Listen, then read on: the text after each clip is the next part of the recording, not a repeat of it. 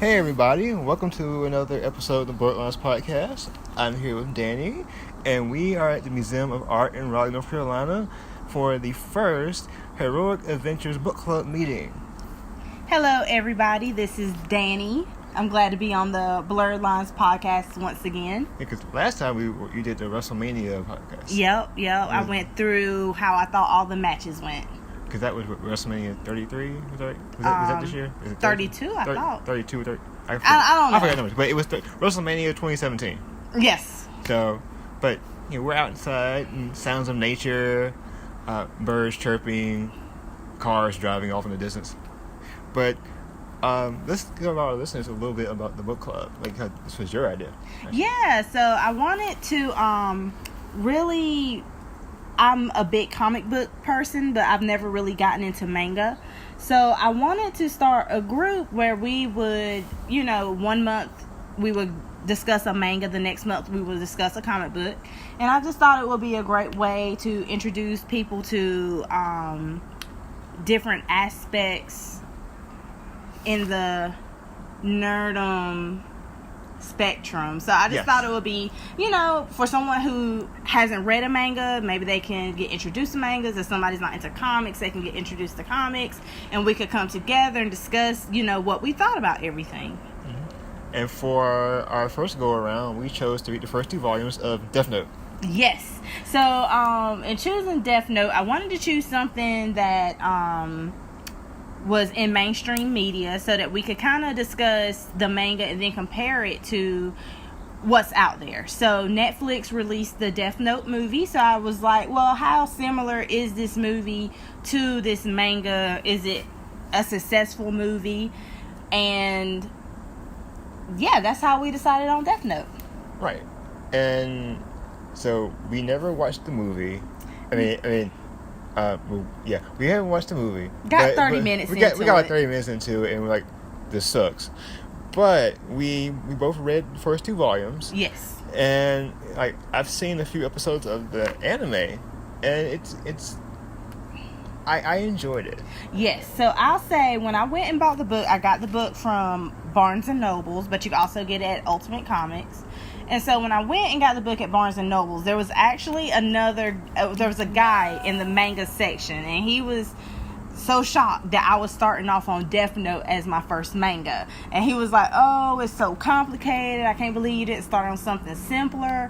But honestly, I enjoyed the manga a lot. Like, it was really good. It really kind of made me wonder more about other mangas that I might enjoy. I honestly kind of liked it a little better than some of the comic books I read. Like, it's just a very detailed book. It's awesome, actually. Right. And we'll have some points that we want to make. But I do want to start out saying that just from seeing a little bit of the anime, like the manga, from going from manga to anime, it did a good job from the anime, from what I've seen so far. And I know sometimes people give anime and gripe for inserting fillers and things of that nature. But from the maybe 6 to 9 or 10 episodes I've seen, they've gone beat for beat within the first 2 volumes. And especially the first episode of the anime. But anyway, sticking strictly with the manga, the art style is gorgeous. Mm-hmm. It's very detailed. It's not too much in your face. It's not gruesome. Anything like it's just straightforward storytelling, and we're not going over the top. Yes. So, one of the things I'll say with Death Note is I had some preconceived notions of what I thought the manga was going to be.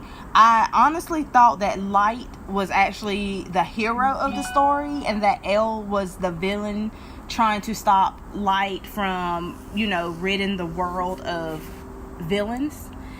And honestly, in the first, I say, couple of chapters, I just realized that Light is really crazy with a huge god complex, and that L is actually the hero of this story. So I was really shocked to learn that, because I really didn't think that was the way people talked about it. I really did think that Light was going to be the hero of this story. That's true, and I agree, because with most stories, your central character usually is the hero. Yeah. But we're getting to see a story from maybe the self-righteous point of view character, where they feel like I'm doing good because I have to do good. But his doing good is problematic. Problematic. Yeah. That's a good way to say it. Yeah, I honestly, I thought he was crazy when he was first killing the criminals, because even though they're criminals, they still, they deserve their due process. That's how we do it over here.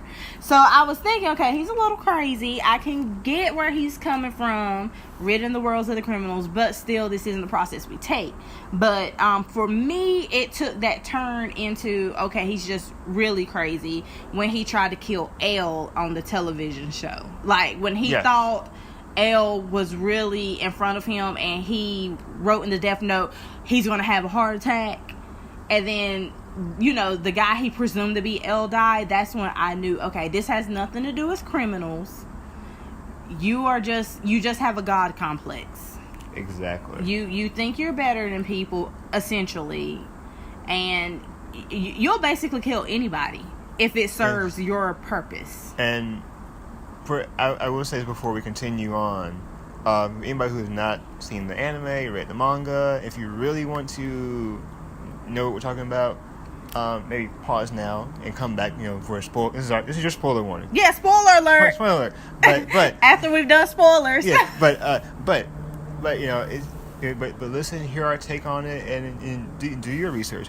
But that's a spoiler warning right now. Yes. But yeah, like when he killed what we thought was Elle, I was like, you just like, okay, I'm getting rid of Elle. And then when we jump ahead to when he killed the FBI agents, I was like, you really are like you're playing this cat and mouse game, trying to not get caught, but then you're leaving breadcrumbs. Yeah. And one thing I'll say about this manga is it is very mature. Yes. It has a maturity to it that I think a lot of comics and mangas could use.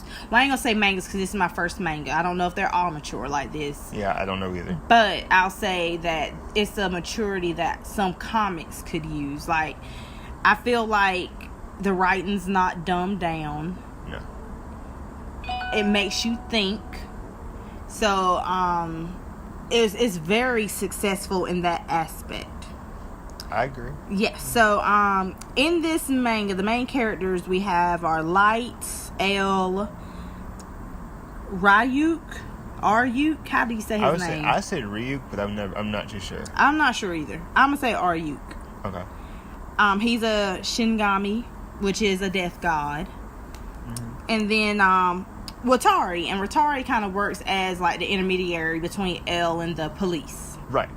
So those were, like, to me, the main important characters. Yeah, I agree. They're the main ones. And then you do have your usual trope of the family members. Yeah. Yeah. Such as Light's sister and mother. Yeah, Seiyu is the sister, and his dad, which makes things even worse because his dad is the detective superintendent of the MPA.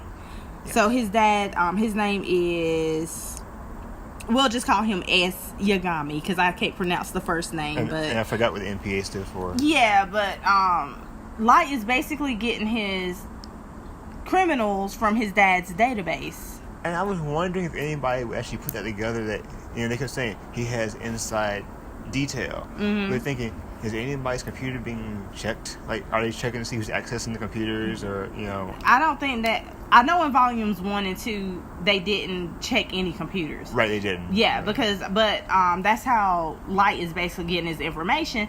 And the crazy part is when Elle was going through, when they realized that it was somebody that had inside information, and he was going through all the cops and the cops' families, he literally saw Light's name and said, "This is him." He said, I forgot he did say that. Yeah, he said, Kairi. Carrie is like some god of death, and that's who everybody is attributing all these deaths to the criminals to. And so, and I don't know if I just pronounced that right. Is it Kira? Kira, maybe. Kira, and I would say we tried watching some of the movie. Yeah. And I will say William Dafoe as Ryuk or Ryuk was a good choice. Yes. But that's all I'm saying. Yes. But the movie, at least from what we saw in the first 25-30 minutes, it becomes its own thing. Yeah, and see, my thing is, even from the beginning of the movie, I knew that it was a little off, because I felt like the guy who was playing Light, which, you know, this is an American adaptation, so the guy who's playing Light, to me, came across as lacking confidence, in my opinion. Like, the Light in the manga, he is very self-assured. He is self-aware. He's very intelligent. He is a little cocky. His self-esteem is on 10. And I was not getting that from the Light in the Netflix movie. And so that was the first thing that turned me off, because I'm expecting someone who, you know, Light can talk to the ladies. Yeah. Like, he can call and he can get a girl like that. And I just was not getting that from the first couple of minutes in this Light.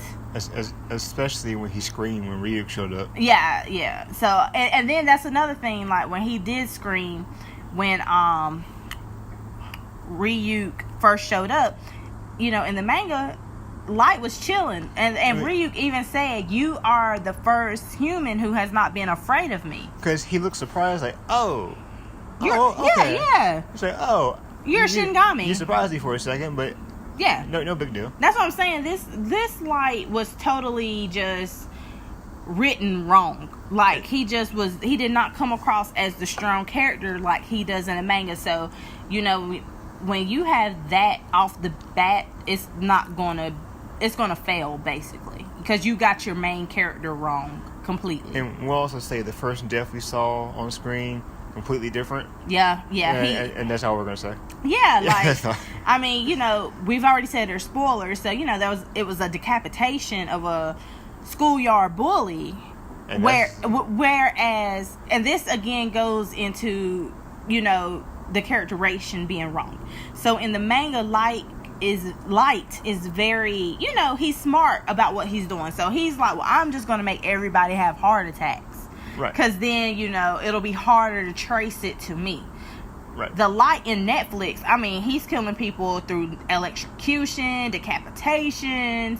Like, you know that these people are being murdered. Whereas the Light in the manga, he took a more subtle approach. Like, it takes a while for them to finally realize, hey, these people actually might be getting killed instead of having natural heart attacks. Right, because, you know, one happens, okay. Two, yeah. But then when L starts putting it together, he's like, wait a minute. This first one started before it was reported by the police. Because he went back that far to say, you know, this first one happened before it got on you all's radar. Mm-hmm. You all just missed this. Yeah. And see, and then that's another thing that's so smart about the Light in the manga. Because honestly, yeah, the decapitations and the electrocutions, they're scary. They're scary things that happen. But when you have someone who can cause people to just have a heart attack out of the blue, they don't have to touch you, they don't have to be around you, that's even scarier in my opinion, because that just means this person could think of you, your face and your name, and you are going to die. Exactly. Whereas other people, like the decapitation, you know, that could be more like, oh, he was murdered by this person. But with Light doing the heart attacks, it's an unknown entity. You know you're dealing with something greater than a person. But this brings up a good point. I know we'll get back to the manga in a bit, but this brings up a good point with adaptations. Whereas, you know, everyone says Dragonball Evolution is crappy, and I agree. But it's something about adaptations where it's like, we're going to make this over-the-top, high-budget, or medium-budget, however much it costs to make these films, and we're going to make it extremely appealing. But it's like, we're going to have these things that you recognize. Like, I'll take Dragon Ball Evolution, for example. Goku is in high school. he did not go to school at all a day in his life. Now, in the anime, he got his driver's license. That's not in the manga. But in the movie, it's like, you put him in school. And then you look at Light in this movie. He gets with the girl, and they're making out and stuff, and then they're killing people together, and it's like you had things people recognized, which is good, but yet it's like we're just gonna throw in these little plot things that you know and make our own story.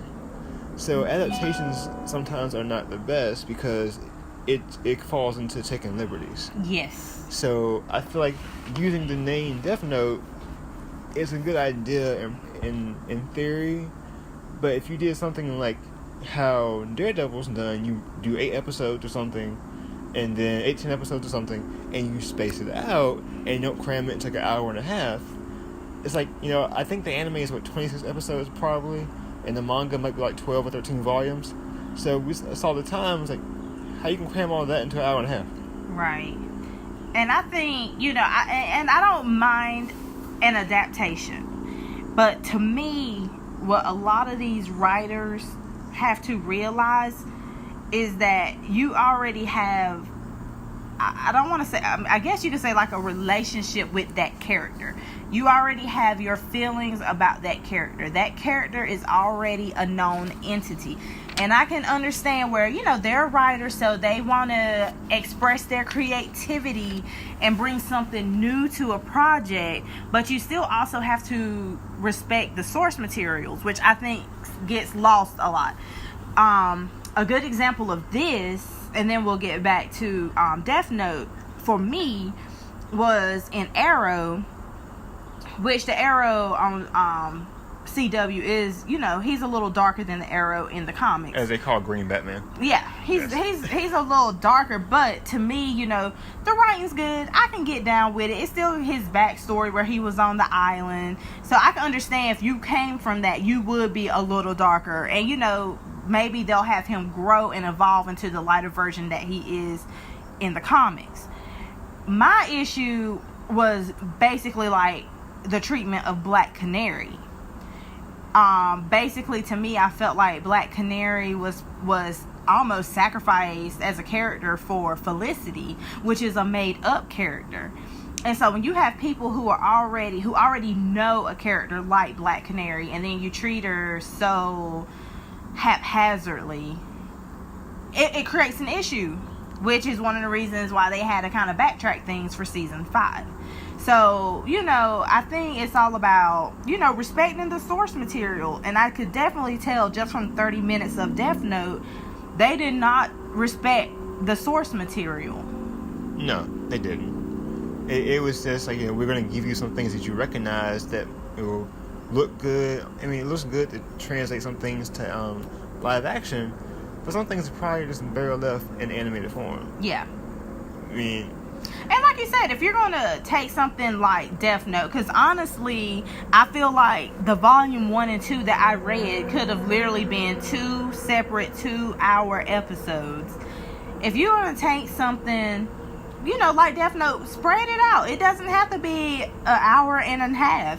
You could do it just like you said, you did Luke Cage, you did Jessica Jones, Daredevil, Iron Fist, Defenders. Spread it out and make a good, cohesive story that makes sense, that's adapted, but still follows the source material. And if you want to do a movie, you still can do an hour and a half, but you take the 2 volumes and put them together, or you just take 1 volume and spread it out. Whereas the movie could have been, he gets a Death Note and he figures it out and doesn't use it for a while, and then uses it, and then sort of gets like, okay, and then like, well, what am I doing? I don't know. So it becomes interesting. Yeah, because I know some of the stuff that happened in the movie where there was the rules of the Death Note, some of those things he had to figure out on his own. Like one of the things said a person couldn't die if it wasn't possible for them to do the action, which is something he figured out on his own when he told somebody to kill themselves in front of Paris, in the front of the Eiffel Tower. That's true. Yeah. So it was just cram-packed. It was cram-packed. It was, but it makes an interesting story. But we're going to take a quick break and come back with more Death Note right after this. Hi everyone, this is Danni, and you're listening to the Blerdlines podcast. Hey everybody, welcome back. This is Chancellor D. So before we continue talking about Death Note, we were talking during the break about what a Death Note is, and we realized we didn't say this earlier, that a Death Note is a Shingami's notebook, and that Light found the notebook because it was just found laying around his schoolyard, and he just picked it up, thought it was interesting, right? And he didn't think anything of it. But then, upon investigating it, after Ryuk showed up, he saw that the notebook had rules. Yes, so basically, Ryuk, he was bored. He was in, I guess you could say, the Shingami's afterlife, and one of the other Shingamis asked him, where's your notebook? And he was like, I dropped it on Earth. And so basically, whenever Light picked up the book, he was able to see Ryuk. So when I mentioned earlier, when Ryuk showed himself to Light in the movie, he freaked out. But when he showed himself to Light in the manga, he was calm about the whole situation. That's what happened. Once he picked up that book, he could see Ryuk, and Ryuk is basically with him at all times. But the only person who can see him is Light. Right, and also, anybody that touches the Death Note or a page of a Death Note can see Ryuk. Right. So, there are some, in the book that I have, it tells you how to use the book. So basically, any human whose name is written in the book is going to die. So, the note will not take effect unless the writer has a person's face in their mind when writing his or her name. So that way, you don't kill the wrong person. So there's like 10,000 Dannis, but the only way you could kill the Danni you want is if you actually see that person's face in your mind when you're writing her name in the Death Note. And so basically, the cause of death is written within 40 seconds. But if you don't write a cause of death, that person's just going to automatically have a heart attack. So, when I mentioned previously that the Light in the Netflix movie put decapitation, electrocution, Light in the manga would just let them have heart attacks because it was harder to detect what was really going on. And also, he thought he was being self-righteous, getting rid of criminals. Basically. And he even said that he basically wanted to rid the world. He wanted to recreate the world. And he wants to basically rule the world. In his image. Basically. A God complex. He's very dictatorish with what he's trying to do. Exactly. Yeah. So, that's basically the premise of volumes 1 and 2. Right. And there are more rules. But as the story goes on, but those are like the two main ones that you kind of focus on. Yeah, those are the ones that, he knows off bat. Some of the other rules he figures out for himself by experimenting on people. Yes. Because during the story, it's like the idea comes about like he has powers. And then, of course, I'm pretty sure somewhere down the line in the manga and anime that they figure out what really is going on. But remember, he kind of gives L a clue about Shingami are real. And L wonders, because he gives a clue about apples and something about Shingami, and he's like... He said God of Death. God of Death. And L thinks it's like... it's Kira telling me that... This is a Shingami. And that Shingami are real. Mm-hmm. So L, from what we have gathered, he's really intelligent. He's also said, I'm childish, and I don't want to lose either. Yep. He knows that Kira doesn't want to lose either. So it's a game of gentlemen that don't want to lose. Basically. So basically, when L is on the right path to figuring out who Light is, Light will basically just do something bold to let him know, I know you know, and basically I don't care that you know, because you're not going to figure out who I am. Exactly. And there's actually another character who is introduced in volume 2. Well, actually, she's in volume 1, but she has more of a presence in volume 2. Her name's Naomi, and she says that she worked with Elle, and so she's talking to Light because she has information about the case. And she was like, oh, I basically feel comfortable talking with you because you remind me so much of Elle.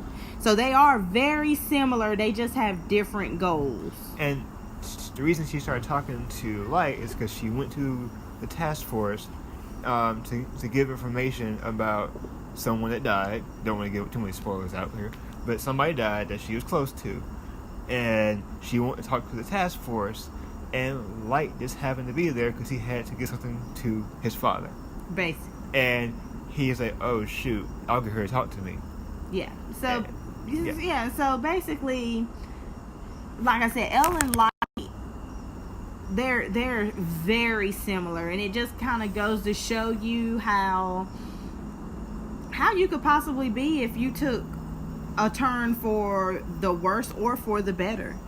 They have very similar personalities. It's a big game to them that they're both trying to win. So it's like they're basically like the flip side of a coin of each other. Right, because Light is trying to make like a utopia in his image, sort of. Yes, and Elle's just trying to do the right thing. Period. And he's like, they are criminals, yes, but this is still murder. Basically. So yeah, so I really enjoyed volume 1 and 2. I think I'll probably watch some of the anime. I'm not gonna say I'm going to go and get volumes 3 and 4 right away, but I do want to finish it up at some point in time. I do too. I think it's 12 or 13 total, but it's easy to read like one in one sitting. It's very captivating. It is. It's very captivating. One thing you got to get used to is that the manga, you read it backwards. Basically, it's not the same as reading a comic. Right, because I believe Japanese style reading is. I don't know if this is Japanese, but at least I know that they read right to left, whereas we're used to reading left to right. Mm-hmm. So when you open the manga, I guess you say Western way, it tells you, oops, no, you're on the wrong side, and it tells you read this way, and it gives you arrows to follow. Even going throughout the story, if you get confused, it tells you like, no, read this way. Yeah, and I thought that was going to be confusing to me, and it does have pictures telling you which direction to read it at the very beginning. But honestly, it was easy to figure it out. It didn't take me long at all to get used to reading basically backwards. See, now it's going to be funny trying to read like books and stuff. Like you're going to start reading the other way. It's like, wait a minute, that's going back to front. Because this was my first time reading a manga. Yes. And it's like I was never opposed to it. I just knew I was a big comic book person. Basically. And it's like, I'm in the comics. I'm good. Manga, they look cool. And I was like, oh, you gotta read backwards. And I was that person for a few years. And I tried to give some a shot, but I just couldn't. I never tried hard enough. Yeah, and that's how I am. But I'm like that with everything. I'm either this or I'm that. So I was a comics person, so I was like, I'm not gonna read manga. I was the same way with wrestling back in the day. I liked WWE, so I was not a WCW fan, even though I never even watched WCW. I was Nitro. No. Oh god. No.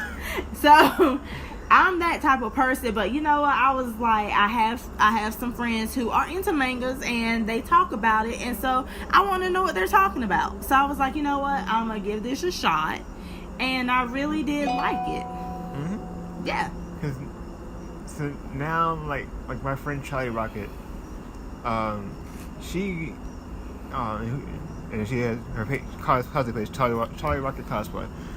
She got me into Death Note a long time ago, like we were in college, and she told me about it. That's actually how we met, because I had a Naruto show on one day, mm-hmm. and then we were talking about anime, and she mentioned Death Note, and I was like, oh, okay. I didn't watch it. Like a few years later, and I was like, this is interesting. And then one day I told her, I was like, I'm gonna try and watch it. She's like, what? I was like, yeah. So then when we were actually on our way to record this episode, I texted her and said, Yeah, I tried watching this. I tried watching the movie for friends. She's like, it's a mess.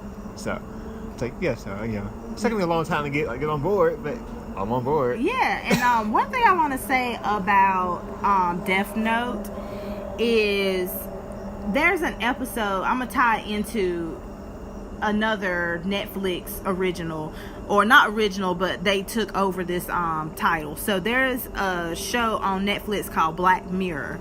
Yes. And so there was an episode of Black Mirror where this girl is being chased by all these people who are trying to harm her. And so while she's being chased, all these people are taking pictures of her and they're staring at her, and she don't know what's going on, and she's asking people for help, and nobody will help this lady. And so at the end of the episode, you find out that she's being chased because she committed this horrible crime. Oh. And so at the end of the episode, they basically reprogrammed her mind to forget everything that happened that day, and she has to live that day over and over and over again. And it just reminds me of how Light is trying to take justice into his own hands. I mean, it was crazy, because it's like when you're watching it, you're feeling bad for this woman, and then you find out what she did, but then it's almost like, but is it still right what you're doing? And so it gets into that vigilante justice arena with Light. Yes. Where he's just taking it too far. And that could kind of go back to what we were talking about. You mentioned Arrow earlier. Mm-hmm. Like season 1 of Arrow, Oliver killed people. He killed people. Yep. He was like, there are names in this notebook. They must die. Mm-hmm. And then I forgot. How did he change his mind? I forgot. His friend Tommy. Yeah. His friend Tommy was dying, and Tommy made him promise to stop killing. That's right. Because he had to fight Tommy's dad. Yep. Yes. That's right. So that to keep his promise to his friend, he changed his ways. Yes. So it's that it's that hero anti-hero philosophy. Yes, it gets to the point of, when are you taking things too far? Exactly. Like when you're trying to rid the world of criminals, but you're becoming a criminal. You are a criminal. Because it's like, well, I'm doing good for the greater good, but yet you put an arrow through somebody's chest. Yeah, and then one thing that Light is not taking into consideration is he's looking at this as this person is a criminal. You're not looking into this person's background, this person's motivations, what they have been through, what their mental state is. You're just making a snap judgment call with really not knowing all the information. And you think about this too, when he killed the FBI agents. Yeah. He didn't want them on his trail. Basically, and that's when he took, and that's what I'm saying, like, he wants to make it seem like, I want this perfect world. I'm trying to help humanity. But what he's really trying to do is he's just trying to help himself. Because he has killed people who were not criminals just because it served his purpose. Right. And also he was like, I'm testing this book out. Let me see. Yeah. Like, I'm just going to kill this petty guy, this petty crime guy committing a crime over here. He's robbing a gas station, so I'm going to have him die real quick. So that's what I'm saying. It's like, does the crime justify the death?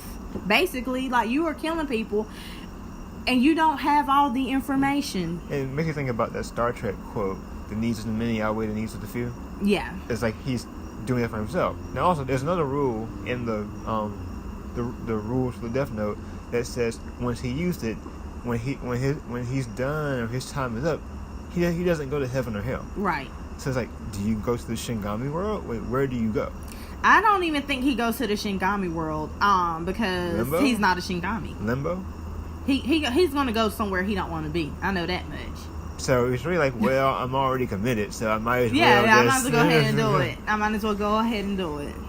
And I'm pretty sure some people listening to this is like, y'all probably read all of it and seen all of it, so you're like, well, hey, this is what happens. I'm like, hey, but we're speculating a lot. We know the answers are out there, but this is always the joy of finding something new. Yeah, this was just about, testing the waters. We just wanted to do volume 1 and 2 just to see, what's it about, how the story is going along.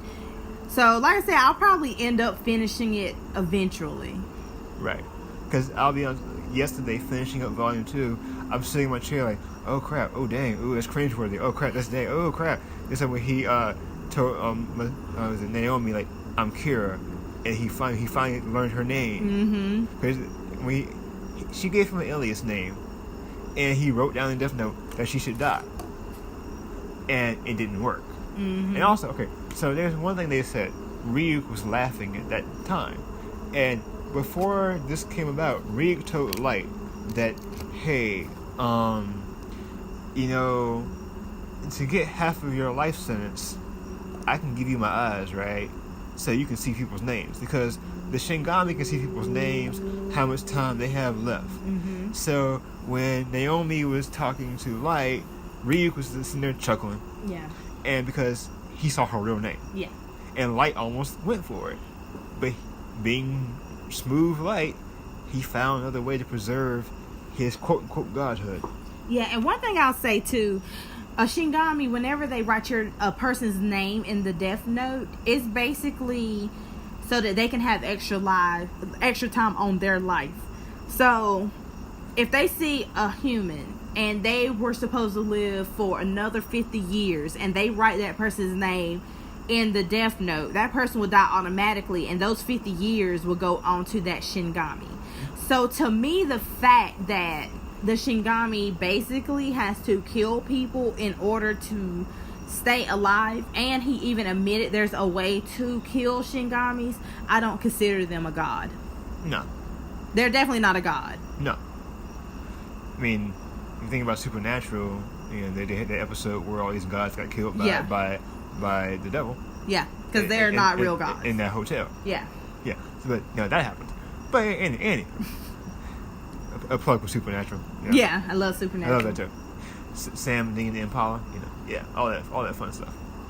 But next time, at our next meeting, we're going to be reading volume 7 and 8 of the New 52 Justice League story, Dark Side War. Yes, and I chose that one because, you know, the new Justice League is coming out pretty soon in November. Yes, November. And at first I was torn between if I wanted to do a Thor or if I wanted to do a Justice League, and I settled on Justice League because I feel like Justice League has more to prove.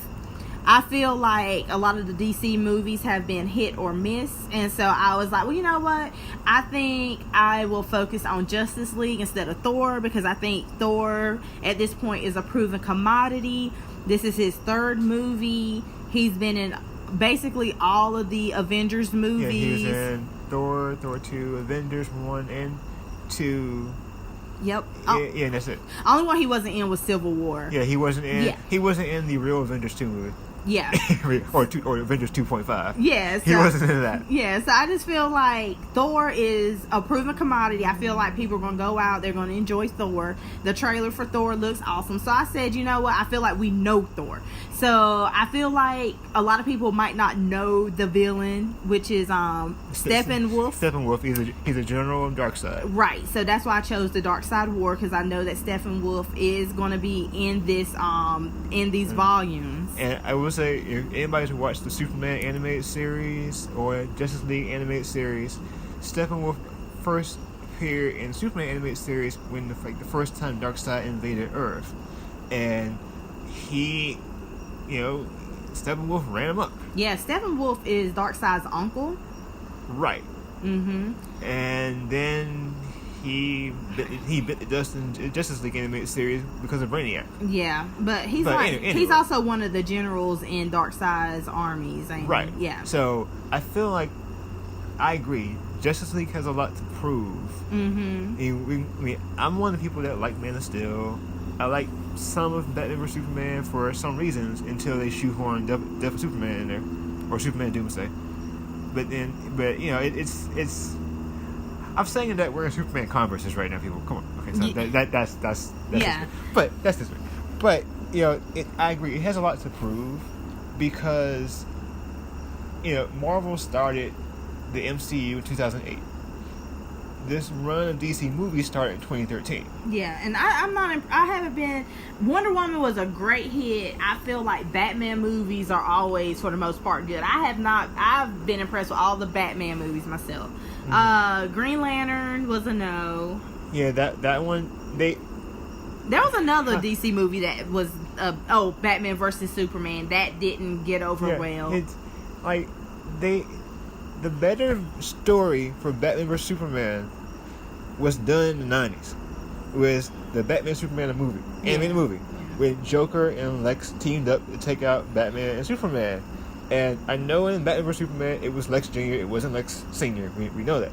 But if they just taken that story, and we spent this podcast talking about adapting from page to screen. Yeah. If that story was taken from page to screen, technically that was from an anime series, taken from cartoon to live action, it would have been a good setup for Suicide Squad, because they were going after the Joker at some point, so it would have been a good setup for that. Yeah, see, even Suicide Squad had mixed reactions, so that's what I'm saying. I feel like Justice League has a lot to prove, so I want to delve into this Dark Side War, and I want to go ahead and have the backstory of everything. I want to kind of set my expectations for what I'm looking for in the movies, and then I just want to see if the movie hit those expectations. Yes. And man, I am a big DC fan, but I'm also understanding when it's like, okay, you gotta be objective. Yeah. So you mentioned Green Lantern. Yeah. Green Lantern, there were some good points. CGI was okay. But doing a parallax story when you shoot him in the sun in like 2 seconds, where in the comics, especially like in the 2000 run of Green Lantern, parallax was this big threat that I think, and I know internet correct me because I'm probably wrong, that led to Hal sacrificing himself and becoming the Spectre. And now don't ask me, because I'm not the biggest Green Lantern junkie. I don't know. Yeah. I don't know much. Yeah, because I was always more of a Marvel person instead of a DC. Right. So. Yeah, I don't know much, but that's just like a little bit I've researched, and then to see what happened, like that 1-2 KO in the movie, and I'm like, why? Yeah. I mean, I think when it comes to comics, anime, wherever people enjoy, we always take sides. Are you Team Marvel? Are you Team DC? I think there can be an enjoyment factor down the line of both. Yes, and that's what the purpose of the book club is. I just want to be able to enjoy both mediums, because they're very similar. They are very similar. Besides just one you're reading backwards, the other one you read forwards. I mean, they're very similar. And so, I'm just like, I'm a give manga more of a shot. And I mean, honestly, I know the guy said that Death Note was kind of complicated. I didn't find anything complicated about it. I didn't either. I think the story is amazing. I think if anybody is starting off on a manga, I think it's a good one to start off on, because it's so good it will make you want to keep moving forward with mangas. Right, because I checked out 2 volumes from the library, and I was like, I wish I had gotten like 4 or 5 in a row. Yeah, but I mean, it's really good. So I would definitely recommend Death Note. I know that there were spoilers in this video, but we only went over volume 1 and 2. There are 12 volumes, so we did not tell you what happens in 3 through 10 or 3 through 12 because we don't know either. Yeah. And I know there's somebody listening like, well, push up my glasses. This is what happened in the comment section. But I will, in the video description, I will put the link to the book club. And those are in the Raleigh area, and you want to come out and join us, please, you're more than welcome to. Yes. So for all that, I say thank you, Danny, for joining another episode. Thank you for having me. And peace out, internet peoples. Peace out.